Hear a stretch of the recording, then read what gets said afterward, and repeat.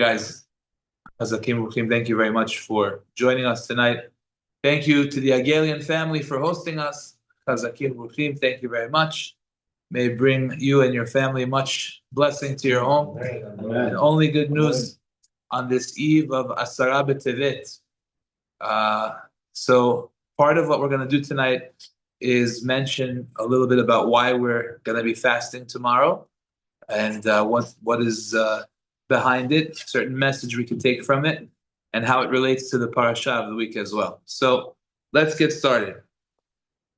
One of the most interesting things about the Parashat is the blessings that Yaakov gives his children before he passes away. Just before we even get there, just a little nice couple of chidushim just to get us started before we even get to the blessings. It's important to know that the lifespan of all of the great tzaddikim, the seven ushpizin. Who are the seven ushpizin? Let's see if anybody remembers from Sukkot. I think by certain chassidut, they say that each night of Hanukkah there's another ushpizin as well. But that's 8. Anyway, let's go. Abraham, Yitzchak, Yaakov, Moshe, Aaron, Yosef, and David. 7. So this is the first time I saw this chidush. I believe it's brought down from the Ariya Kadosh. Welcome. Zaku Baruch. So you have to understand that these great tzaddikim, all of them combined, helped to do a tikkun for the chet of Adam Arishon, for the sin of Adam Arishon that he ate from the tree. This is the first year I saw this. I'm not going to focus on this primarily, but I just wanted to mention it because it is a nice chidush. Abraham lived 175 years. Yitzchak lived 180. Let's do some math together. What does that give us? 355, right? Okay. Yaakov lived 147. 497. No. 355. Joe's pulling out a calculator. We have a ways to go. Let's do it again. Joe, you writing this down? Abraham was 175. Yitzchak was 180. Yaakov was 147. Moshe was 120.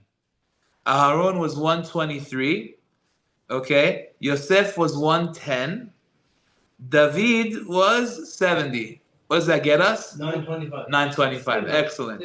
Okay. Now, 925. Now, really, Avraham Avinu was supposed to live until 180 as well. Why did Avraham die 5 years earlier? Hashem didn't want Avraham to see his grandson Esav going in the wrong path.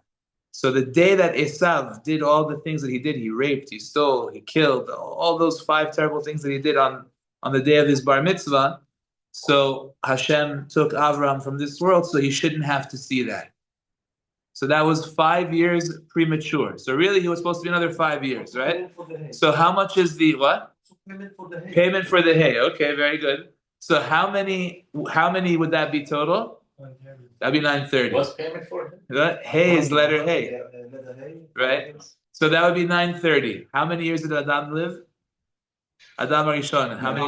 930, right? So all of those tzaddikim together were the tikkun of Adam Arishon. Interestingly enough, Yaakov Avinu, it's brought down, was a gilgul of Adam Arishon. Actually, he was Adam Arishon back in this world in the form of Yaakov Avinu. That's why the Gemara in Masechet Bava Metzia tells us that the beauty of Yaakov represented the beauty of Adam Arishon. Very interesting. So that's one point I wanted to share with you, just to get our appetites wet. Then one more point that I wanted to share with you before we even get started with the brachot that I want to talk about is a beautiful point from the Vilna Gaon. Vilna Gaon says in this week's parasha, at the beginning, as you know, there's a very important mitzvah in the Torah called Bikur Cholim. Bikur Cholim means to visit the sick. Chazal tell us, Kol hamevaker chole notel echad mishishim betzaro. If you visit a sick person, you do the mitzvah of visiting a sick person, you take 1/60th of the person's suffering away. So he says you find it in the beginning of this parasha. How do you see it here? Because it says that somebody told Yaakov, Vayaged liYaakov, Vayomer, Hine bincha Yosef ba elecha. Behold, your son Yosef is coming to you. Vayitchazek Yisrael, Vayeshev al hamita. So Israel became strong. He strengthened himself, and he sat up on the bed. Says the Vilna Gaon. What's the gematria of Hine? Behold. Hey is 5. Nun is 50. 5. Hey again. So that's 60. So at the beginning, he had a full 60 of suffering. He was sick. But then when Yosef came to visit him, Vayitchazek Yisrael, Vayeshev al hamita. What's the gematria of hamita? The bed. Hey is 5. Mem is 40. So that's 45. Tet is 9. Right? So that's 45 plus 9 is 54. Plus another hey is 5. Now it's 59. So he dropped from 60 to 59. That's the Vilna Gaon. Come on, guys.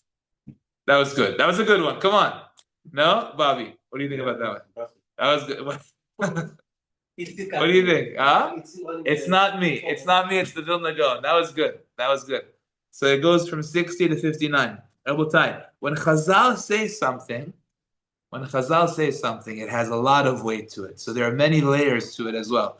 But it is true. A person goes and visits a sick person, he takes away 1/60th of the sickness.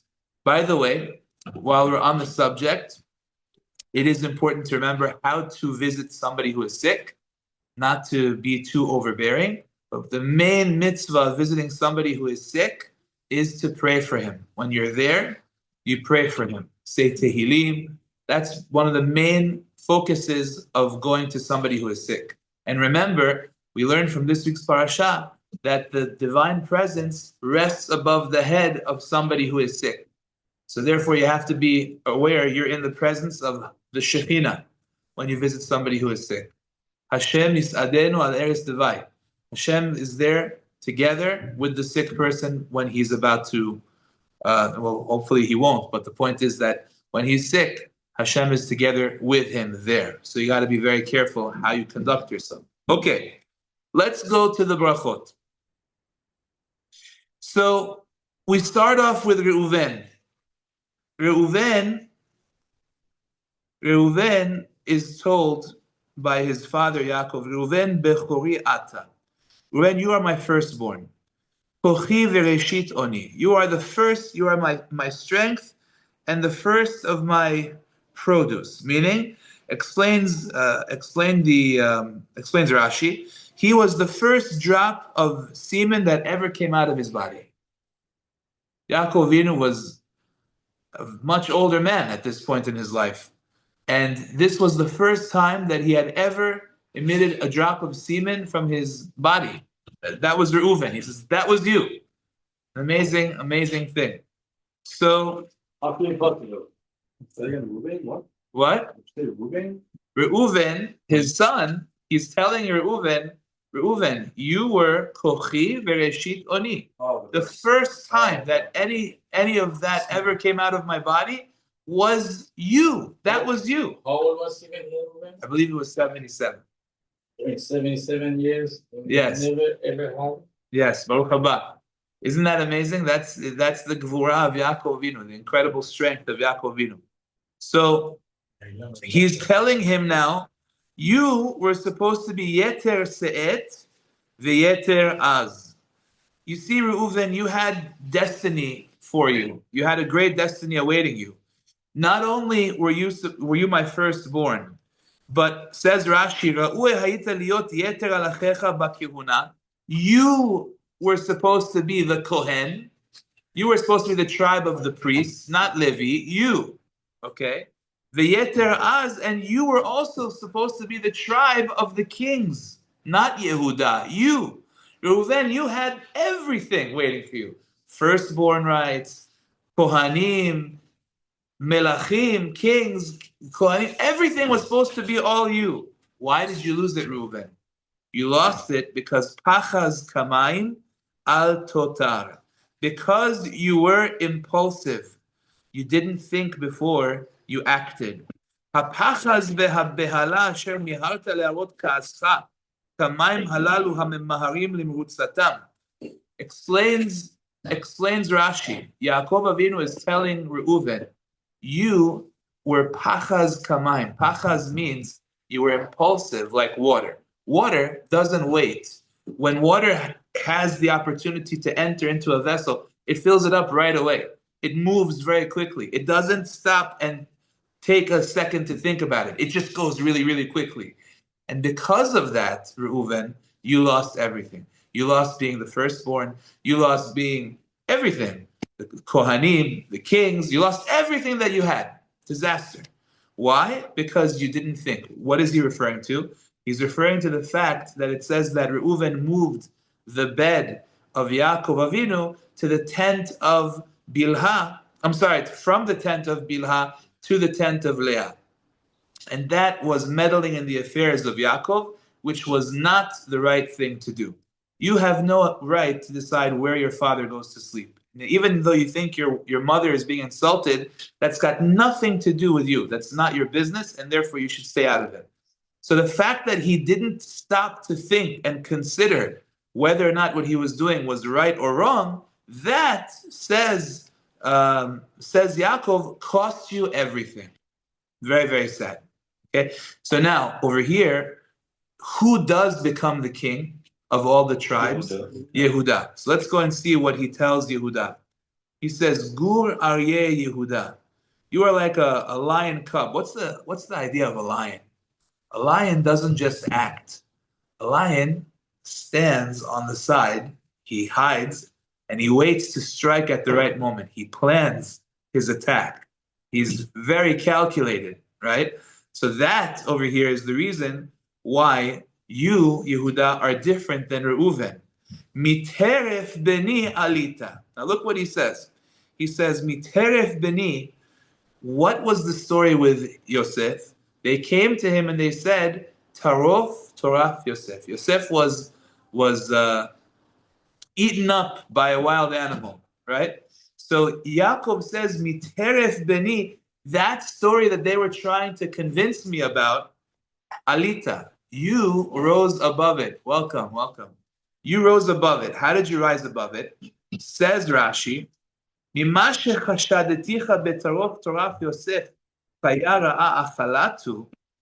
welcome. Thank you. Good to see you. Thank you. So I was suspecting you of the story of the sale of Yosef and having Yosef been killed because of you, but Beni Alita, silakta et atzmecha. You know what you did, Yehudah? You removed yourself from that story, and instead of allowing yourself to go with the flow and have Yosef killed, you came above that, and what you did was you said, Ma betza, what money are we going to get by having our brother die? Might as well let's leave him alive and let's sell him as a slave. But because you said that, you saved Yosef. So in other words, you didn't just act, you stopped and you thought about it, and then you made a decision. How did Yaakov know what he did? Yaakov, according to this, Yaakov knew what he did. Okay? It's a good question. According to this, Yaakov knew what he did. There are different approaches to it, but Rashi clearly is telling us that Yaakov is explaining, because of how you conducted yourself, you have now risen to the position of a leader. Now over here, he brings another proof to this. He says, you know when else you did this? Beharigat Tamar. You saw that your daughter-in-law became pregnant, right? You saw she became pregnant and she wasn't married to Shelah. That was the third son that's supposed to be married to her, and she's not married. You decided at that moment, burn her, right? She's the daughter of Shem. She's a Bat Kohen. She has to get hot lead down the throat. And now she's going to die, right? That was the whole story over there. And then she proved that you were the father. She proved that there was an act of Yibum here. And you said, oh, Tzadka mimeni. She's right, I'm wrong. In other words, you have a quality of a leader that you're able to stand up and say, okay, I made a mistake. I have to fix myself, correct myself, and be better than what I was until this moment. So because you demonstrated leadership qualities, Yehudah, you don't just act. You're like a lion. You wait, you're calculated, you're thinking, you're thought out, and then you act. And then just like with Yosef, you didn't just say, okay, let's kill him and that's it. With Tamar, your daughter-in-law, you said you're willing to admit that you made a mistake and turn around and change. So because of that, you have risen to the authority of the king of all the tribes. That's what he's telling him. So over here we have an idea of what is proper leadership according to Torah. You have to be calculated. You have to be thought out. You can't just act. You can't just respond from the gut. Shoot from the hip, as they say. You can't do that. You have to think about the things that you're going to do, and then based on that, make a decision, and then work based off that. You can't just be impulsive. You can't be like water that goes here, goes there, and that's the end of it. So Reuven lost everything because of that, and Yehudah gained because of that. Now, this is very important for us to understand. Now, by the way, let's just ask ourselves one question. How is this a blessing to Reuven? What? Right. No, but I'm saying, I think you have to ask yourself a question. Is this this is supposed to be Yaakov before he dies, he blesses his children. How is this a blessing to Reuven? And I think the interesting answer to this question is the greatest blessing for somebody who's not meant to be a leader is that he shouldn't be a leader. That he just shouldn't be a leader. That's the biggest bracha. Because if you're supposed to be the Kohen, you're supposed to be the Melech, you're supposed to be the Bechor, you're supposed to have everything, but it's not for you. So then Yaakov is saying that's your bracha, that you shouldn't be in that position. What? Yeah, no, I understand. Right. The truth of the matter is that Reuven did do teshuvah. Reuven did turn himself around and did change, as we saw through the story of Yosef and how he told them, listen, we made mistakes. We shouldn't have done what we did. Truth of the matter is that Reuven did try to save Yosef, but nevertheless, he did lose all of the things because of the fact that at the time he acted impulsively. So that's a very important thing that I need to talk about right now regarding Asara b'Tevet. Because the very same word, very interesting. What word did Yaakov use to describe Reuven? He said, Achaz kamayim. You were impulsive, like water. It goes everywhere. Just, wherever it can go, it goes. It doesn't stop. It just moves, right? Achaz. Pay careful attention. Very interesting. What does the Gemara tell us about the siege of Asara b'Tevet that we are heading into tonight, going into tomorrow? We know that when the siege took place, the Romans surrounded Yerushalayim. They surrounded the entire city. And now there was a very big problem. The problem is nobody can go in, nobody can come out. Nobody is able to get any food from the outside. Nobody is able to import, export, nothing. They're cut off. Now, the only thing that they could possibly have as a weapon against the Romans, they don't have an army that's going to defeat the Roman army. That's for sure.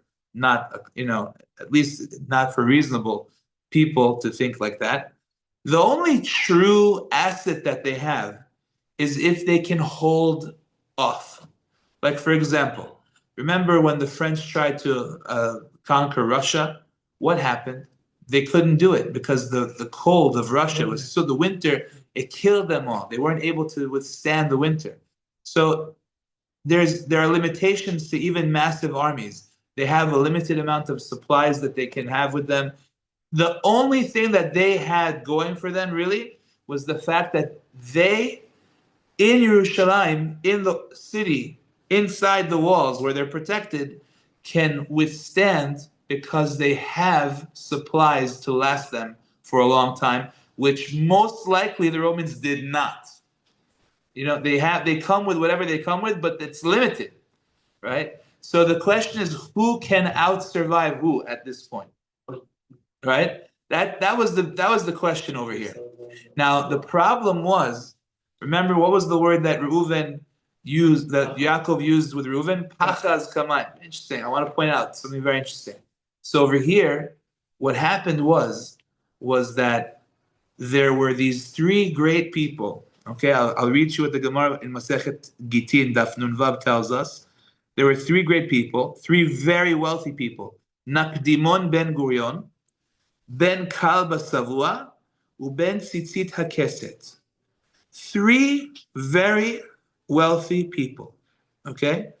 And each one of them said that we have storage houses of food, wheat, barley.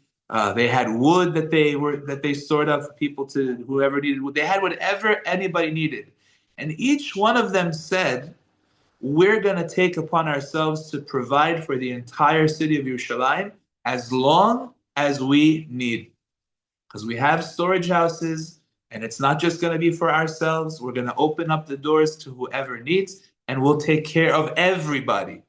That's what they said. Now, what happened was that there were certain people that were called Biryonim.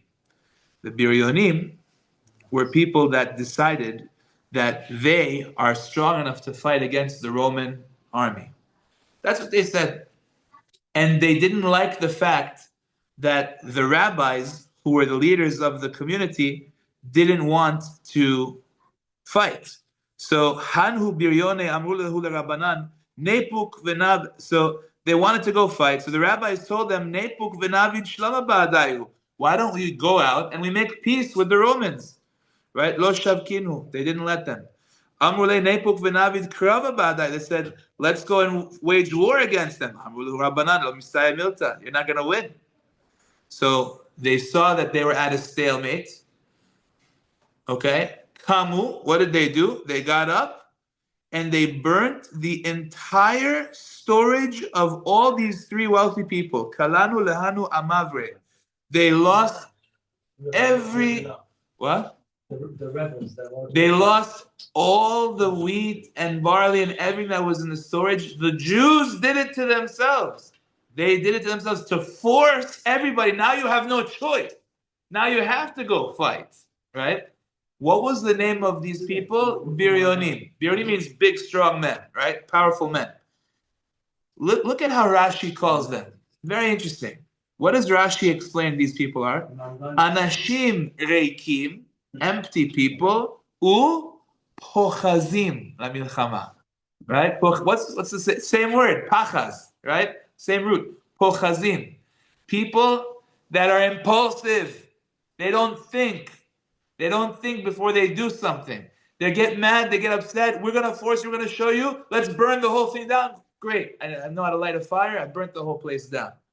So right now you're getting a scene, a picture of what's going on within the walls. Forget about outside the walls. What's going on inside of the walls of Yerushalayim during the siege that happened on Asara Tevet. These people say, we're not going to go down without a fight. We're going to fight. The rabbis are like, what fight? What are you talking about? It's the Roman army over here. Now we just are coming out of Chanukah. There's a question that was on my mind. How come when it came to Chanukah and the Greek army, which was many years before, why was it that they were willing to fight and the rabbis said we should fight? It is the same, almost a similar situation. The Greek army is the Greek army, right? How are you going to fight against them? Could be the difference is that over here, there was an option to make peace. They didn't say that. Remember, the Romans did not want to spiritually kill the Jews. The Greeks wanted to spiritually kill the Jews. The Romans didn't come and say, don't make Brit Milah. They didn't say, don't keep Shabbat. They didn't say, don't do Rosh Chodesh and all learn Torah. They didn't say that. Right? At a later date, they said that. But at this point, they had not yet said that. They were saying, we want to conquer you. So, okay, we don't need to be in control, right? As long as we are able to survive. So there's a way of making peace without having to deal with a war. But all these guys, what were they called? Biryonim. They all got killed over here? Yeah. Everybody died. Oh, everybody died. Everybody died in the Churban Habayit. Eventually, once the walls were breached, there was a Holocaust. Ooh. It was a mess. It was worse than, according to what the Gemara tells us, it was worse than the Holocaust. Everybody died. The only thing what happened eventually in this story, that Rabban Yochanan ben Zakkai was able to he got the Romans to spare the Sanhedrin, that they should be able to set up shop in Yavne, and a doctor for another great rabbi of Kahana, and that was it. It was like it was a disaster. This is the Second temple, correct. And Second which tribe was in that city? This was everybody. Everybody. Yeah. This is the disaster of leadership that is impulsive, that is not thought out. I hate to say it, but like sometimes people in leadership positions, they don't think. Like there was this one hostage that was being interviewed, and he said clearly, when I was in the tunnels, initially they didn't really beat me up. But when so-and-so, the minister, started saying, we're going to get them, we're going to fight them, we're going to this, we're going to that, that's when we got the heaviest beatings. He said, yeah, you know what he said? He said in the government that this and this and that, and that's when they really beat us up big time. Sometimes you got to think. You don't realize what you're saying is causing people to get tortured in the tunnels over there. You have to think about these things. It's hard to, you don't process that. That guy's not getting beaten up. These people are getting beaten up in the tunnels. It's I'm saying things that are kind of sensitive, but people have to think about the consequences of their actions. So anyway, this is what's going on in Yerushalayim post Asara B'Tevet, pre-Shiva Asar B'Tammuz. Now, one thing that is very important for us to understand, the reason that we fast on all of these fasts, when it comes to the 10th of Tevet, 17th of Tammuz, Tisha B'Av, the Sefer Ta'amei HaMinhagim explains, we fast because he says, Gam HaMa'asim Ata, because now the deeds that we do today are Kima'asehem Az, are like the deeds that were displayed back then. Meaning, what was the reason for the first temple that it was destroyed? We lost the temple because people were doing idolatry, they were committing immoral acts, there was murder, all kinds of bad things that were going on. Second temple, there was hatred between brothers, sinat chinam. All these things are still happening today. This is the problem. These things are still going on today. And because of these things, we still lose the temple. So in order that, God forbid, it shouldn't continue like this, we fast to remind ourselves that we have to do something to change ourselves. None of us are perfect. None of us are 100%. And we all have certain improvements that we need to make in order to bring back Bet HaMikdash and not allow it to remain in this way. And this leads me to the next point that I wanted to discuss with all of you. It has to do with the end of the Parashat. Yaakov Avinu passes away, and now they have to bury him. So the procession has a very interesting twist to it. They come with a heavy procession from Egypt, and they come all the way to Hebron, and now they want to bury Yaakov in Hebron. And what happens? Esav shows up and says, excuse me, you cannot bury him here. This is where my burial plot is, not his. I'm the one who's supposed to be buried here.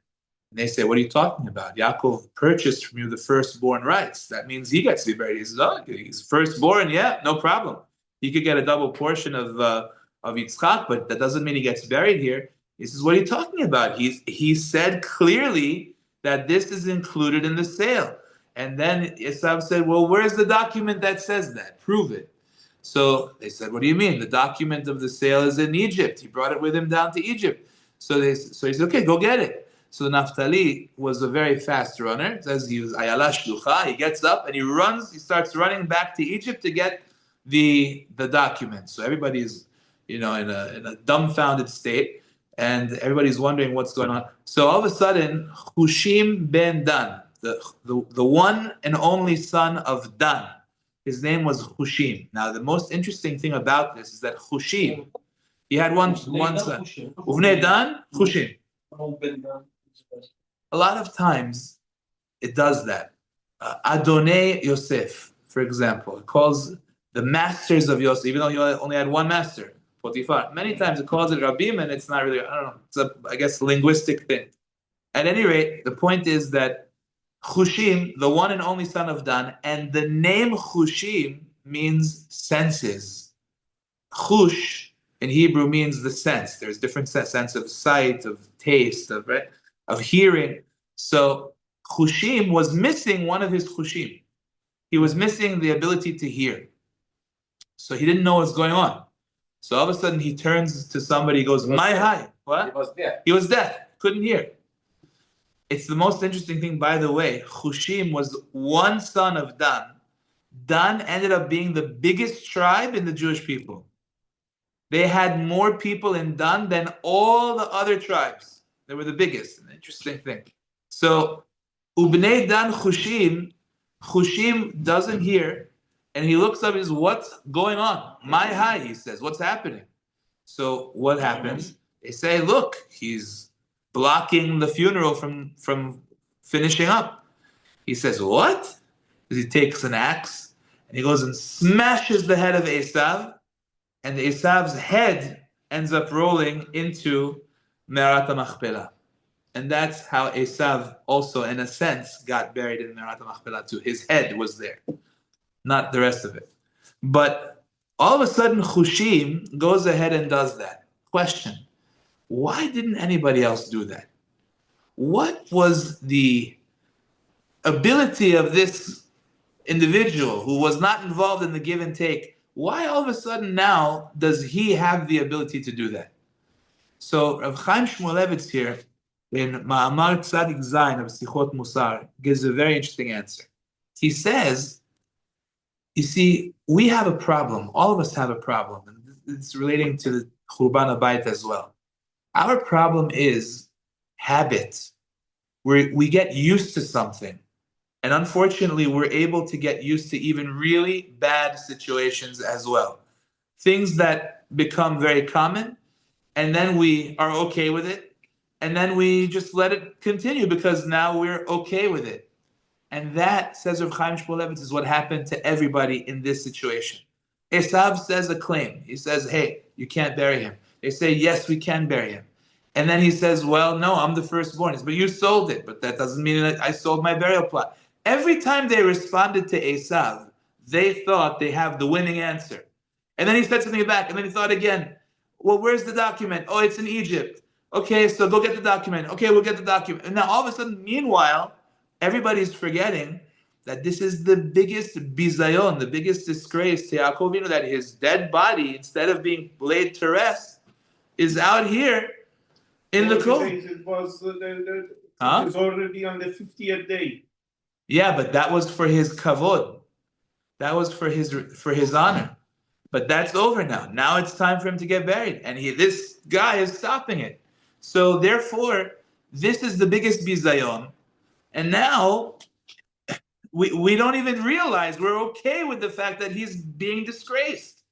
You need somebody who's from the outside, who's not involved, who doesn't have the comfort with this disgrace to come and say, "What is going on over here? Am I seeing things right? Am I hearing am I getting this? This is not acceptable." Boom. And he takes care of business, what nobody else was able to do. And that's something that we all have to understand.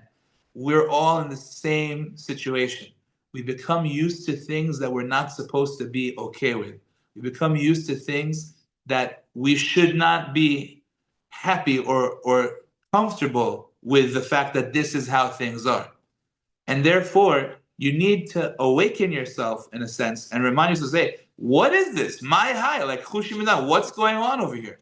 There's a story that he brings down about Yakum ish Tserorot. There was a man, his name was Yakum, the man from Tserorot. He was the nephew of Yossi ben Yoezer.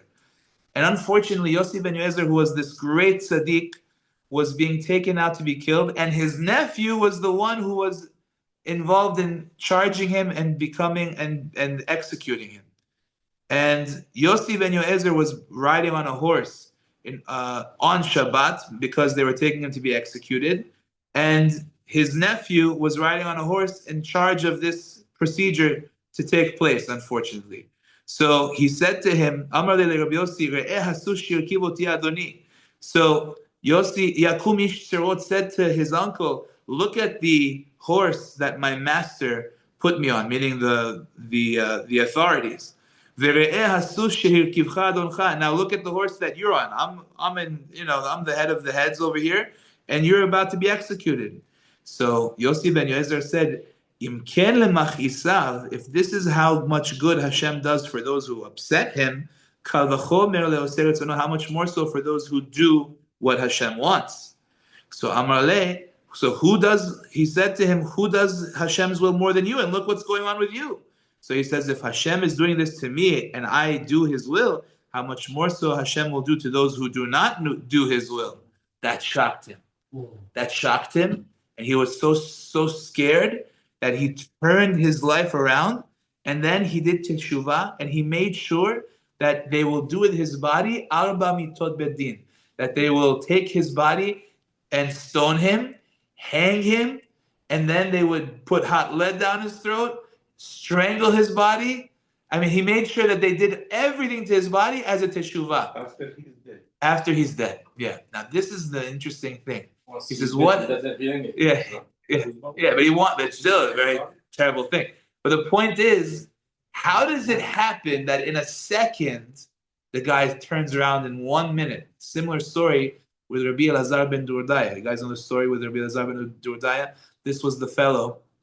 He started off as Elazar ben Durdaya, and he went around the world, traveling the world in order to be able to find women that will, be with him. And he would pay them, unfortunately. That's what he did. He traveled the world. And one time he traveled the world all the way till some very far distant land for this super prostitute. Apparently she was a super prostitute. Something that the world was raving about. He finally was with her, and she heard about the fact that he traveled so far, and then she passed gas. And then she gave him the musar shmuz of his life.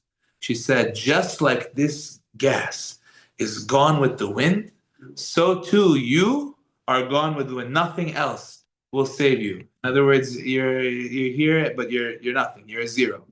She gave him the musar shmuz of his life. And at that moment, he turned his entire life around. He went to the mountains. He started crying. He realized, look what I did. I'm wasting my life away just to be able to have another thrill for 2 minutes, and that's it.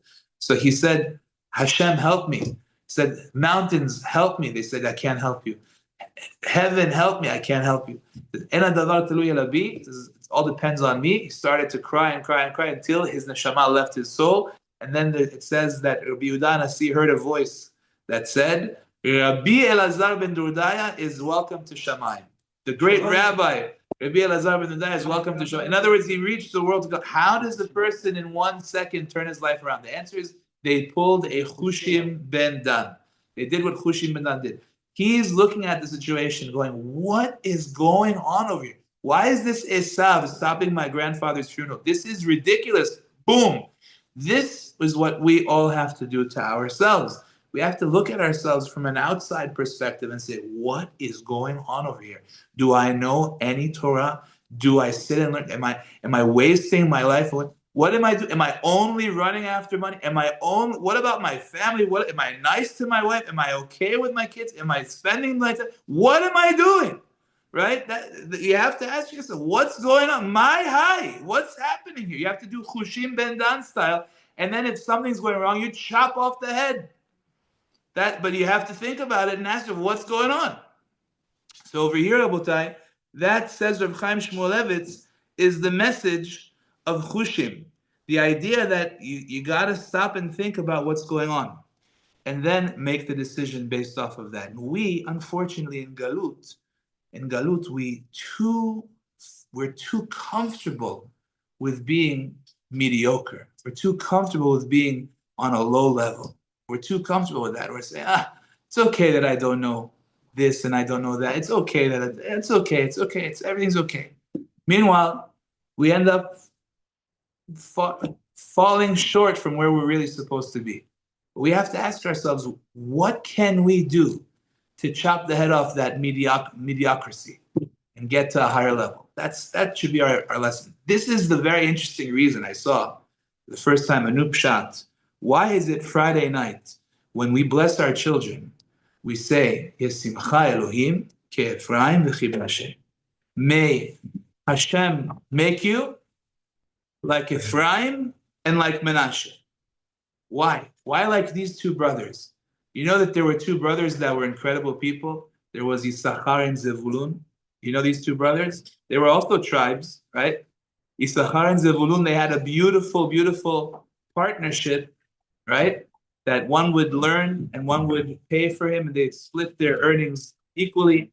Welcome, Baruch haba. Thank you for joining us, right? So one would learn and one would support, and whoever learned, Issachar gave half of his earnings to Zevulun, and Zevulun gave 50% to Issachar. Why do we bless our children to be like them? What's the idea of Ephraim and Menashe? So the simple answer is that Ephraim and Menashe displayed a beautiful quality, that they were not jealous of each other. That even though Yaakov, when he blessed Ephraim, right, before Menashe, he put the right hand over Ephraim and the left on Menashe, even though Menashe was older, they weren't jealous of each other. So brothers shouldn't be jealous, and they should have peace between each other. That's a beautiful blessing. That's, I think, the simple answer. I saw a beautiful answer from Rav Monk. He says an interesting idea. He says, Rav Eliyahu Monk, Zatzal, he says that over here there's a uniqueness to Ephraim and Menashe. These two tribes were born in Galut. They were born in exile. They were born in Egypt, in the lowest of the low places, where you had no help, no source of support from anybody. You just had your nucleus family, your father, your mother, and these two tzaddikim. So we're saying to our children, Yesimcha Elohim ki Ephraim v'chi Menashe. May Hashem bless you to be like them. That even though we find ourselves over here in the middle of wherever we are located for thousands of years, we were in so many different places, far away from Beit HaMikdash, in the depth of exile. Even in such a situation, Hashem should bless you to be like them, that they were the greatest of great tzaddikim. In other words, don't allow the exile to make you mediocre. Don't allow the exile to make you a low level, but rather rise to the top, rise to the challenge, and be on the highest level, even in the exile. That's even in the galut. Don't get comfortable with galut. Don't allow yourself to be comfortable with what should not be. And that is the blessing that we're giving our children, that they should rise to the highest levels, even when we are in places where it's very challenging to be on the highest of levels. Understand? So that's a very important lesson. So when it comes to the 10th of Tevet, we're saying to Hashem, we come in the slichot in the morning. You're going to see tomorrow morning what we're saying. All that we're talking about is, Hashem, we don't like the exile. We don't want galut anymore. They came, they surrounded us, they attacked us. And since then, we're in this terrible, it's almost 2,000 years, we're in the same terrible situation of the exile. We're not allowing ourselves to be comfortable with it. And in America, it's the most challenging. Today, it's becoming a little bit easier. But in America, it's the most challenging because we have, Baruch Hashem, the most beautiful freedom, the ability to live normal, happy lives as Jews, everything good. It's a golden era for Jews, Baruch Hashem, that we're able to live happily and support ourselves and without any persecution. Today, sadly, it's already a little bit different. You see that the world is changing in a very negative direction of anti-Semitism. So it's a little bit different. But nevertheless, we still have to remember that we have to be not comfortable with the fact that we're in exile, even in a place that is very comfortable for us to be. We have to remember that and daven that Hashem should bring us back to Yerushalayim. Amen. I'm going to stop over here, guys. We have any questions? Bechavod, now's a great time. Where is that document? Finished. You just started after 30 minutes ago. Where is that document? 8:30 we started. 8:30? Yeah. What? Okay, it's like 9 o'clock. That apparently it's still in Egypt. What does it say?